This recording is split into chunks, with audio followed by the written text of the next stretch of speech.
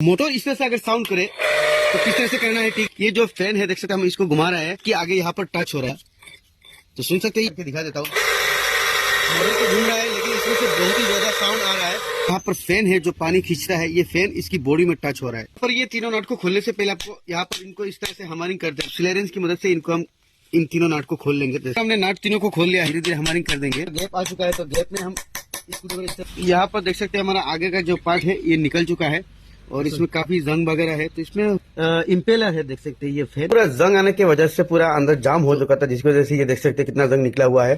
तो ये साउंड कर रहा था। अभी देख सकते हैं ये साउंड अभी इसका लेस हो चुका है क्योंकि इसके जो जंग का आयरन है वो हमें निकाल दिया।